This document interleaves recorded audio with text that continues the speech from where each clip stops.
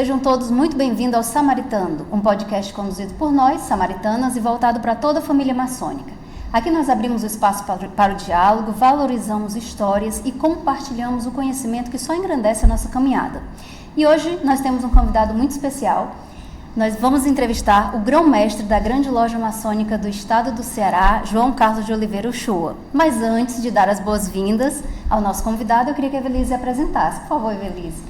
Eu queria falar um pouco aqui do nosso Sereníssimo. É maçom há 41 anos, grau 33. Já exerceu várias funções aqui na Grande Loja Maçônica do Estado do Ceará. Foi secretário-geral, secretário de Relações Exteriores, foi grande segundo vigilante e presidente da Academia Maçônica de Letras do Estado do Ceará. Na vida profana, ele é desembargador federal, professor, mestrando em filosofia e apaixonado por livros. Seja muito bem-vindo, Sereníssimo Grão-Mestre. É um prazer recebê-lo aqui no podcast. Muito obrigado, a honra é toda minha. Prazer muito grande aqui nós trocarmos ideias sobre essa temática tão grata a todos nós. Grão-mestre, se alguém que nunca teve contato com a maçonaria chegasse e perguntasse: o que é a maçonaria? O que você diria?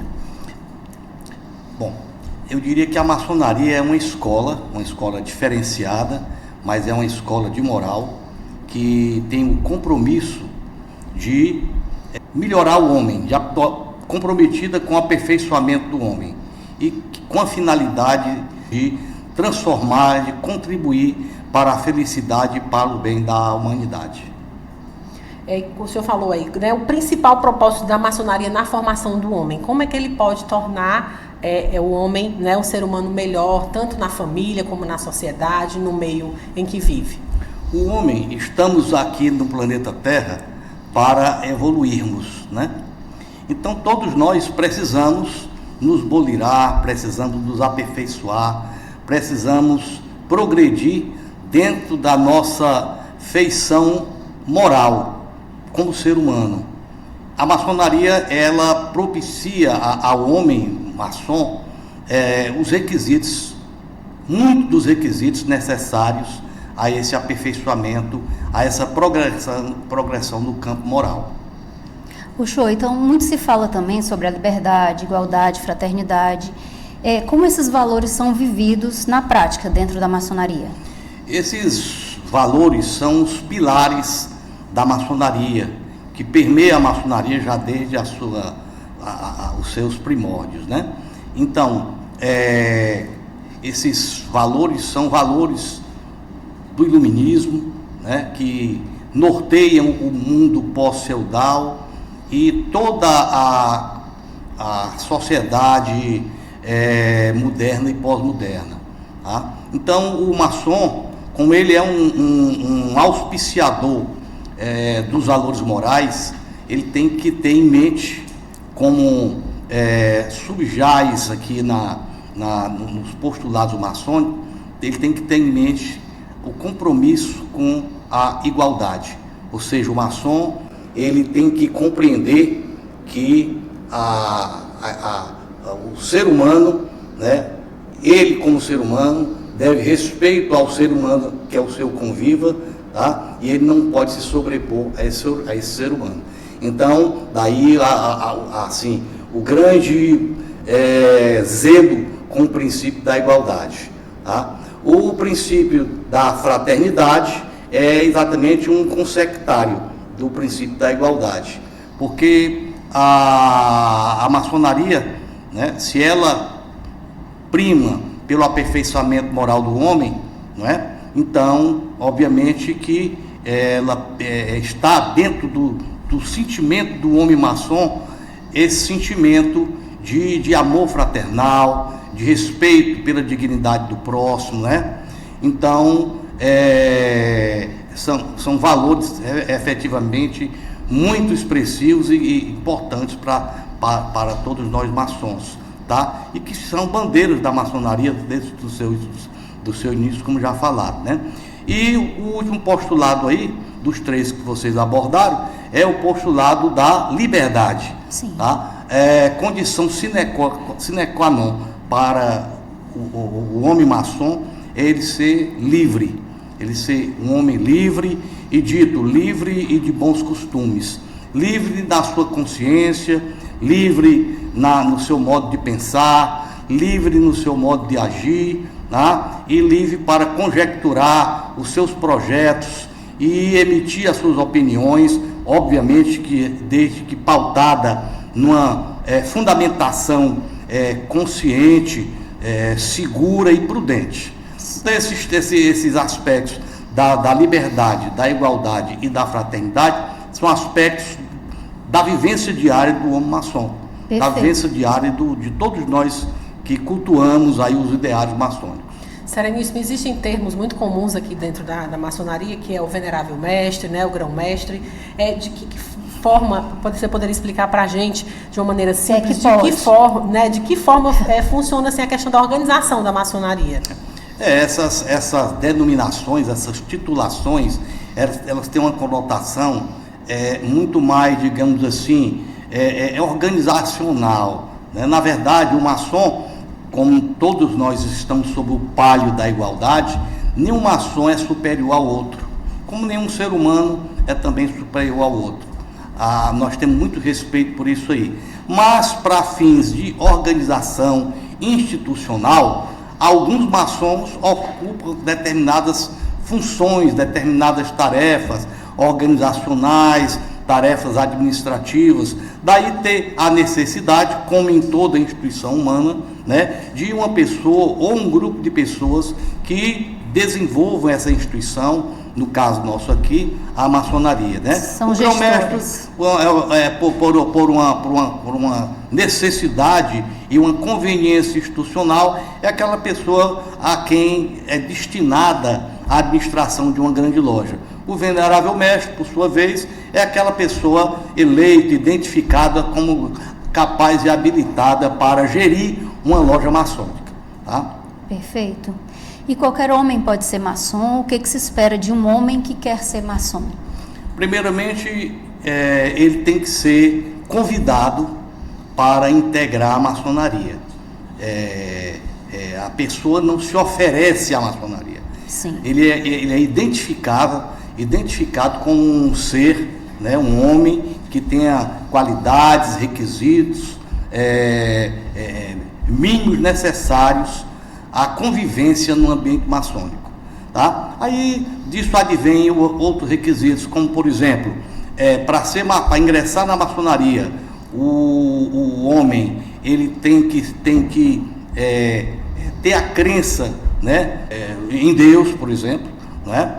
Não necessariamente num Deus específico de uma religião, porque a maçonaria ela não professa uma religião, né? Mas nós aqui, dentro desse contexto aí de igualdade entre irmãos e de respeito à dignidade de todos, né? Nós convivemos harmonicamente com as mais diversas os mais diversos tecidos religiosos, né? Então, há necessidade efetivamente de que ele tenha a crença num ser, né?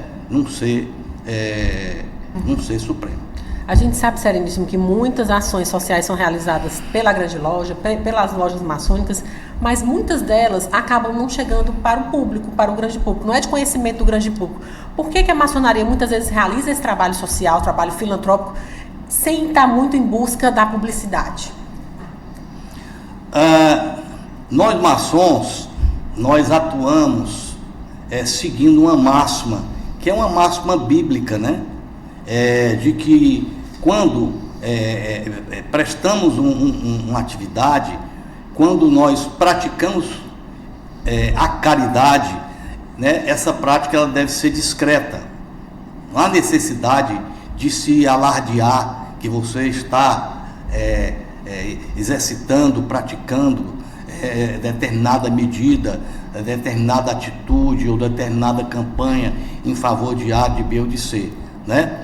Então, nós temos sempre em mente que nós desencadeamos, nós exercitamos as nossas práticas e de forma tal que uma mão, né? Que a mão, por exemplo, a mão, segundo o preceito bíblico, né? Que a mão direita não veja o que a mão esquerda está a fazer. Então, não há necessidade de divulgar, né? De comentar o bem que se faz, O bem, ele se projeta por si próprio e não interessa ao maçom a divulgação. Bom, mas a maçonaria, ela aqui na Grande Loja está prestes a completar 100 anos, em 2028. Fala um pouquinho o que isso representa, como é que surgiu a Grande Loja. A nossa Grande Loja ela surgiu, ela remonta ao dia 19 de março de 1928. Sim. Né? Foi o dia da fundação da nossa Grande Loja. Estamos aí caminhando para o centenário da Grande Loja Maçônica do Estado do Ceará. E naquela época, a Grande Loja surgiu da junção de 3 lojas básicas que constituem, digamos assim, as células máter da nossa Grande Loja. Camusim, número 1, a loja Porangaba, número 2 e a loja Fortaleza, número 3. Irmãos dessas lojas se reuniram e, atendendo a um clamor e uma necessidade do mundo maçônico de então, resolveram ombrear essa grandiosa tarefa que já se desenvolve aí por quase 100 anos, né? E em 2028 nós estamos aí com muita responsabilidade e alegria, comemorando esperamos nós com muito vigor, né? O centenário da nossa Grande Loja. E o que é que representa para a Grande Loja, me lembrei bem aqui, em 2028, né, receber a CMSB aqui em Fortaleza, no estado do Ceará, depois de tanto tempo sem ter esse importante evento aqui em Fortaleza? Vai ser verdadeiramente, o aniversário centenário da Grande Loja será comemorado mediante a realização de vários eventos. A CMSB é um dos eventos. Né? Teremos outros, não apenas a CMSB. E a CMSB é interessante que a nascente dela, a origem da CMSB, remonta exatamente à Grande Loja Maçônica do Estado do Ceará. Partiu de irmãos da Grande Loja, nas décadas anteriores, a ideia de se formar a CMSB. Então, né? As primeiras foram aqui. É isso? Antes existiam mesas redondas também encabeçadas, né? Idealizadas por maçons dessa época. Essas mesas redondas, elas evoluíram, né? Se alastraram, alastraram as suas dimensões, até que as grandes lojas do Brasil reuniram-se congregar de forma, digamos assim, mais formal e fundaram, né? Então a CMSB. Né? A última CMSB que aconteceu aqui no Ceará, em 2028, completaria 30 anos. Né? Então é um momento bastante interessante, né? De nós renovarmos aqui a congregação das grandes lojas do Brasil, comemorando o nosso centenário. Sim, vai ser emblemático, então. Vai sim. Grão-mestre, sabemos que a instituição é masculina, né? Mas a gente vê cada vez mais a participação da família maçônica nas atividades paramaçônicas. Qual a importância disso para a maçonaria? A instituição ela é masculina, mas os homens maçons são casados, são filhos de mulheres, possuem vários deles, né? Muitos deles possuem filhas, têm sobrinhas e etc. Né? E todos nós temos um zelo e um apreço muito grande pelo contingente feminino, né? Que afinal de contas é o que ajuda a formar a família maçônica. Tá? Um dos deveres do maçom é exatamente o zelo com a família, né? Zelo com a esposa, com os filhos, filhas, etc. Então, óbvio que a maçonaria, em qualquer local, não só aqui no Ceará, mas principalmente aqui, não pode prescindir da presença da mulher.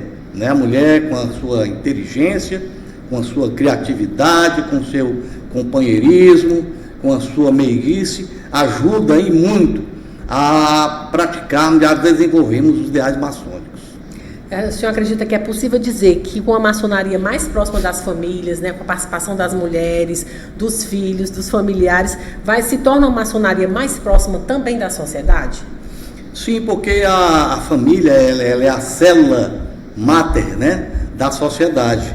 E já foi falado aqui que a maçonaria é uma escola que tem por objetivo, por finalidade, bolirar o homem para o trabalho na sociedade, tá? Então, esse trabalho ele se dá num plano individual, dentro do homem maçom, bolirando-se moralmente, individualmente, e isso aí, num primeiro momento, espraia-se para a sua família, né? E do somatório de tudo isso aí, a maçonaria tem dá uma grande contribuição à sociedade, tá? Não só como integrante do mundo social, mas como também influenciando de forma positiva com seus valores, com seus exemplos, com seus trabalhos, o mundo social. Ah, perfeito. Agora chegou ao momento das curiosidades. Sim, acho que muita gente vai querer saber, viu, Alexandra? Os mitos, vamos pegar aqui alguns para o grão-mestre nos esclarecer. A maçonaria ainda é uma sociedade secreta? A maçonaria ela é uma sociedade discreta, né? A maçonaria, quando nós estamos em maçonaria, por exemplo, uma grande loja, uma loja maçônica, ela subsiste segundo as leis do país, né? E ela, num primeiro momento, uma loja maçônica, uma grande loja, ela é uma associação civil tal qual todas as demais não maçônicas existentes no Brasil e no globo terrestre, né? Então, só em ela ser uma associação civil, tem os seus atos constitutivos registrados, né, catalogados, arquivados nos cartórios, já está lá tudo exposto, o que aquela grande loja o que aquela loja maçônica Então ela não se esconde, né? Simplesmente ela trabalha dentro de uma dimensão de discrição, sem alardear as suas tarefas, sem alardear o trabalho que faz, de forma tranquila, pacífica, e não tem nada a esconder, muito pelo contrário, porque o objetivo da maçonaria, como já visto aqui, é colaborar para a implementação do bem humano, né? Tem também uma questão, Alexandra, que muita gente confunde, se a maçonaria é religião. Né? É verdade. E para ser maçom, tem que acreditar em Deus? Eu queria que o senhor respondesse para mim. A maçonaria não é uma religião. A maçonaria, ela é uma escola onde se trabalha, onde se aprende um conteúdo moral, né? Como já dito aqui, né? Uma escola diferente, é certo, onde o aluno ele é ao mesmo tempo professor dele próprio, porque a escola é em função do homem maçom, da sua autoconstrução, né? Da sua autoconstrução. Então ele se esforça para se autoconstruir, ele aprende essa autoconstrução, ele se desenvolve. Agora, a maçonaria não impõe rito religioso, temática religiosa, né, a qualquer maçom.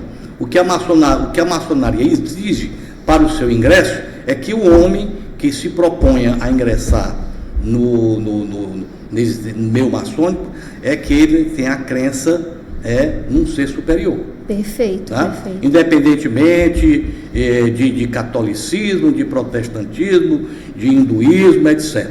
Tá? Ele tem que manifestar a crença num ser superior. Um ser supremo, perfeito. É porque muita gente confunde, né? Muita gente hoje ainda pensa que a maçonaria é uma religião. Sim, ainda é uma religião própria, né? Exatamente. Não, mas nós temos maçons católicos, nós temos maçons muçulmanos, né? Nós temos maçons protestantes, maçons espíritas, anglicanos e etc. Perfeito, respeita todas as religiões. Todos nós convivemos muito bem dentro dos nossos laços de amizade e de fraternidade. Puxou, você já viu, algumas vezes tem uns comentários que dizem assim: se você é maçom, você não tem uma prática condizente com o cristianismo. Isso é mais um mito que é divulgado. Qual a percepção que você tem sobre essa frase, essa colocação? Essa colocação ela é resultado do desconhecimento, né? Desconhecimento que talvez seja natural das pessoas, né? A pessoa não se debruça, não lê, obviamente, nem é obrigada a ler também sobre maçonaria, tá? E tem esse tipo de alusão aí, quando na verdade, como nós falamos, né, condição sine qua para ingressar é a crença no ser supremo, tá? E nas nossas lojas maçônicas, como o Brasil é um país que, digamos assim, ele é majoritariamente católico, né? Então, majoritariamente a maçonaria brasileira, ela é cristã, né? Ela professa o cristianismo, quer no seio católico, quer no seio protestante. Sim. Né? E sintomático dessa minha colocação, que em toda loja maçônica, em toda seção maçônica, nós temos lá a Bíblia Sagrada, ou Alcorão, ou outro livro, né? Dependendo da religião, da religião dos irmãos da loja, presente nas nossas sessões. Uma das partes da sessão maçônica é exatamente a abertura do livro sagrado, né? E uma reflexão que é feita sobre as palavras sagradas. Existe outra dúvida muito recorrente, né, que é sobre se na maçonaria existe algum tipo de pacto ou juramento em que o maçom não possa falar sobre a instituição para outras pessoas que não são maçons. Se não pudesse falar, eu não estaria aqui conversando com vocês. Pois né? O maçom, ele pode falar, porque vamos nos reportar agora aqui, talvez, uma das primeiras perguntas que vocês fizeram, que foi sobre a trilogia, né? Trilogia principiológica da maçonaria, princípio da igualdade, da fraternidade e da liberdade, né? Então, o maçom, ele é livre. Quando se diz que o maçom é um homem livre, ele é livre de consciência, tá? Ele é livre de consciência, por isso ele tem que ter responsabilidade também sobre o que ele fala, mas ele é livre para se expressar, para se comunicar, para defender as suas posições, né? Sempre com muita responsabilidade, obrigatoriamente com conteúdo, com fundamento. O maçom, ele não pode exercitar a sua liberdade de expressão através do mero achismo. O maçom, ele é um homem comprometido com a investigação da verdade, tá? Com o estudo, com o aprofundamento, com a filosofia, com a história, com a sociologia, tá? Então, ele não pode se conduzir só pelo mero achismo, tá? A liberdade do maçom é uma liberdade acompanhada da responsabilidade intelectual que o mesmo deve ter. E maçonaria e política partidária, elas se misturam?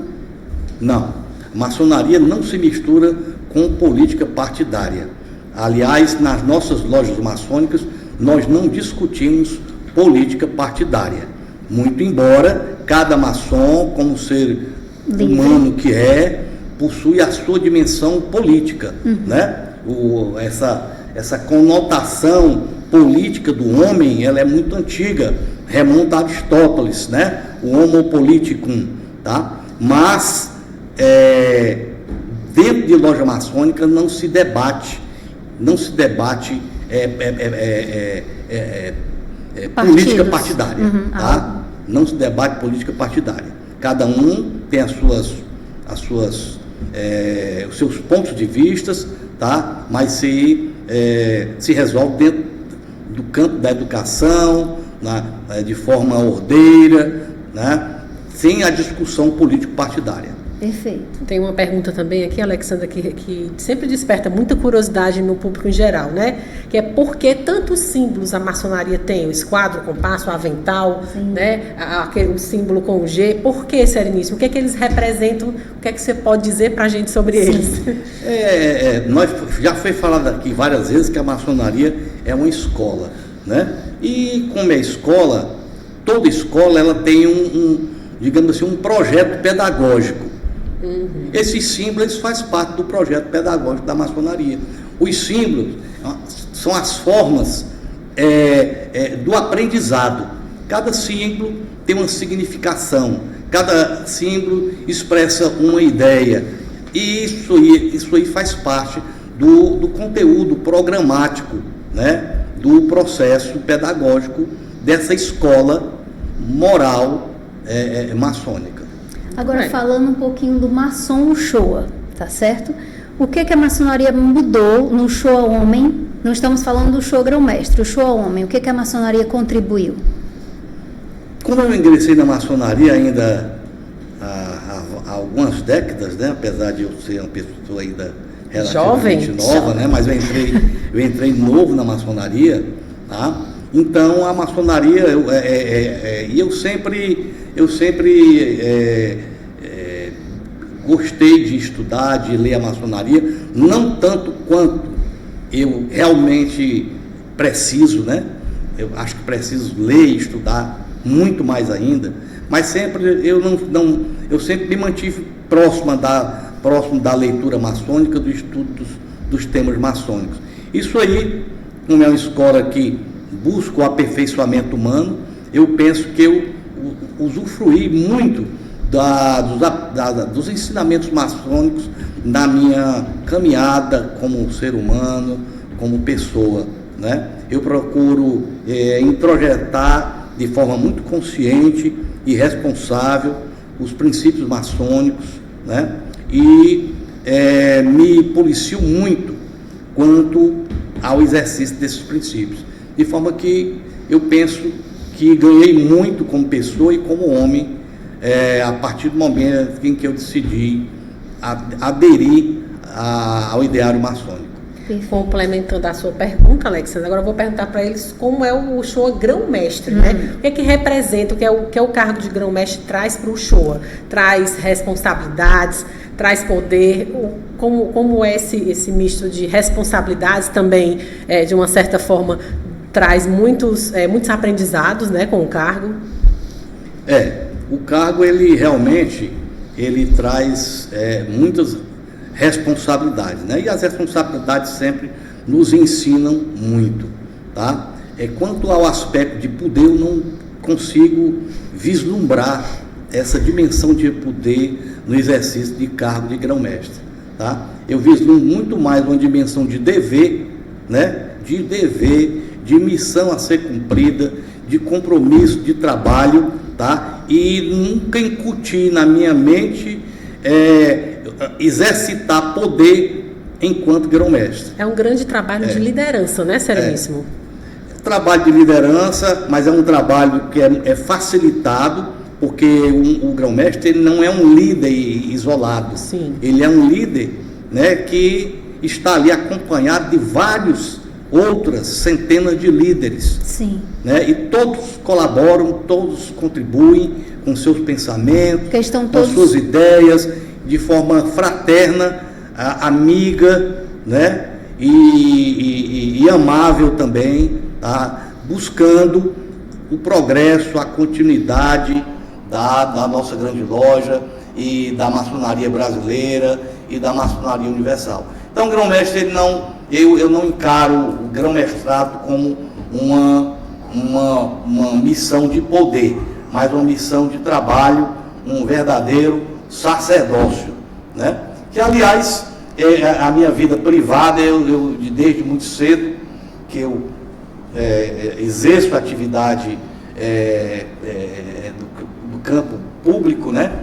De Estado, de servidor público, e em nenhuma dessas atividades eu me encontro ou me vejo exercendo poder. Eu exerço trabalho da melhor forma que eu posso fazer, mas eu convivo muito bem do distanciamento dessa ânsia de poder. E também porque o grão-mestre ele é escolhido, como acho que o Uchoa falou, tem todo um grupo, um apoio, né, que tá para cumprir essa mesma missão. Mas depois de tantos anos dentro da maçonaria, ela ainda consegue te emocionar? Tem algo que surpreende? A partir do momento que você vive sob o palio dos princípios da fraternidade, da igualdade, né, e da liberdade, isso aí é um manancial de emoção constante, né, porque isso aí se espraia, isso aí abre um leque de vivência, e a vivência, ela pura emoção, né? Eu queria que o senhor falasse agora se o senhor pudesse desfazer um mito, que a gente sabe que existem vários mitos em relação à maçonaria. Não são poucos. Alguns, não né? são poucos. Qual que o senhor escolheria para desfazer esse mito? Apenas um, hein? Porque são vários. Bom, primeiro que precisa saber em que dimensão você está usando a palavra mito, né? Porque mito é uma forma de conhecimento humano. Segundo os estudiosos, tá, da teoria do conhecimento, talvez a primeira forma de conhecimento humano foi o mito, onde o homem ele não dominava, não caminhava ainda no terreno da ciência, e o terreno dele era o terreno do mistério, o terreno da coisa insondável, né? O mundo das estrelas, onde ele não entendia o que era aquilo lá e ficava tentando explicar o seu momento, a sua vida, né? Através de concepções ainda, digamos assim, pré-científicas, né? Pré-filosóficas. Então, nesse contexto aí, eu não vejo um mito na maçonaria. Agora, o que a gente observa são concepções que as pessoas criam, né? Às vezes de forma jocosa, positiva e negativa, e às vezes por desconhecimento, né? Às vezes por desconhecimento do assunto, ou de forma intencional, querendo dar uma conotação não muito agradável, não muito positiva sobre maçonaria, não é? Então eu não me preocupo muito com essa história do mito, tá? Parece mais que as pessoas falam mais uma concepção folclórica, né? Sim. Uma crença, né? Uma crença. Às vezes até pelo desconhecimento. E até às vezes. Alguns pelo desconhecimento, outros de forma intencional. Sim. Tá? Desconhecimento, tudo bem. Forma intencional porque tem intenção, às vezes, de prejudicar a maçonaria, prejudicar um determinado aspecto da cultura maçônica, ou porque foi contrariado de alguma forma, não é? Com o ideário maçônico, tem o seu interesse abalado. Tá? Perfeito. De forma que mito eu não preocupa, tá? Né? Agora, com esses folclores, né, que são forjados aí e de forma, às vezes, intencional, e isso aí a gente tem que acompanhar e tem que desfazer. Nos né? tempos de hoje, muitas fake news, né? Sim, Se vocês tiverem algum desses mitos ou folclore em específico que queiram indagar, e se eu soubesse suprimir, a dúvida, estou à disposição. Não, eu queria que tem muita gente que está nos assistindo agora, a gente já agradece a audiência e sabemos que com a sua participação essa audiência vai subir mais ainda. Com certeza. Para o pessoal que está nos ouvindo, seja maçom ou não maçom, o que você gostaria que essa pessoa levasse aqui do nosso bate-papo sobre a maçonaria? Que a maçonaria é uma instituição milenar, uma instituição séria, responsável, que procura desenvolver as suas práticas sempre vislumbrando o bem do indivíduo, né? O bem do núcleo familiar e o bem da sociedade. A maçonaria, o maior segredo da maçonaria é exatamente esse. Vou dizer o segredo. Vamos lá. Atenção. Manter, que é muito difícil fazer, mas é manter essa chama do amor fraternal de forma a unir todas as pessoas, todos os povos e todas as nações. Esse no âmago da coisa, o grande segredo da maçonaria. Porque é um segredo, é uma coisa que nós vemos aí que é difícil de ser realizada, né? Tanto é que há milênios, né? Há centenas de séculos, o homem sabe disso, né? o homem sente isso, mas insiste em não praticar, não colocar isso em prática, né? Vemos aí hoje em dia guerras, países aí se atritando. Atualmente há em curso em torno de 50 ou 60 movimentos bélicos no globo terrestre, tá? Então é prova que o homem ele ainda não se convenceu que deve abdicar dessa influência, digamos assim, negativa, dessa energia negativa que afasta um homem do outro, né? E adere a essa prática da energia positiva do bem que a maçonaria tanto divulga, né, ao longo de séculos, né? Mas que não chegou a contagiar definitivamente a raça humana, tá? Mas é exatamente esse detalhe que justifica a existência da maçonaria, né? Enquanto houver homens necessitando de se aprimorarem, enquanto houver homens pensando em aspectos beligerantes e algo dessa natureza, né?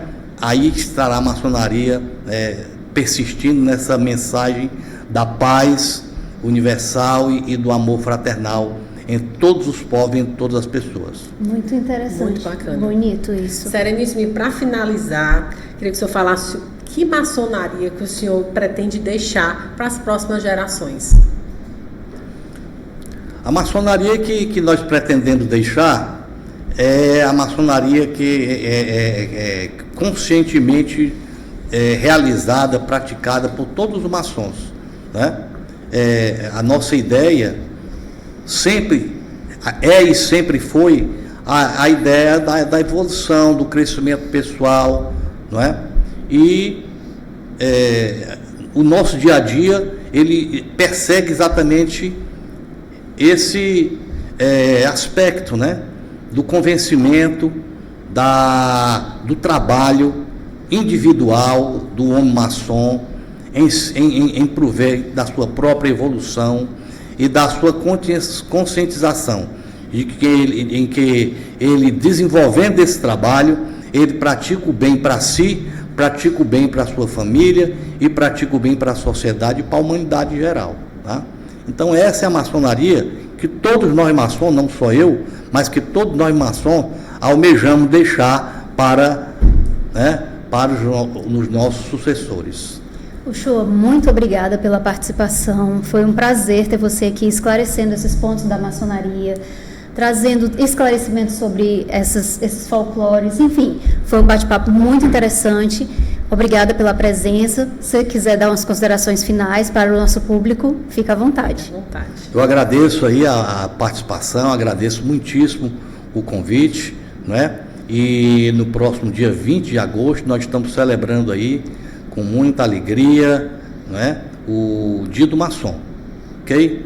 E a nossa grande loja está sempre aberta para recebermos a família maçônica e nos congregarmos de forma amigável, fraternal, harmônica, em um ambiente de muita concórdia.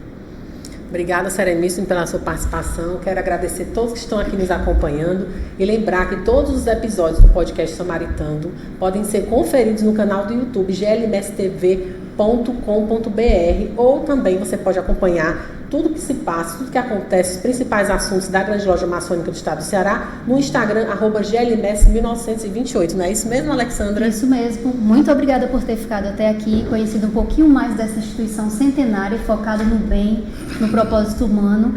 E vem com a gente, Samaritar, que vamos ter muito mais episódios. Até o próximo. Até lá. Tchau.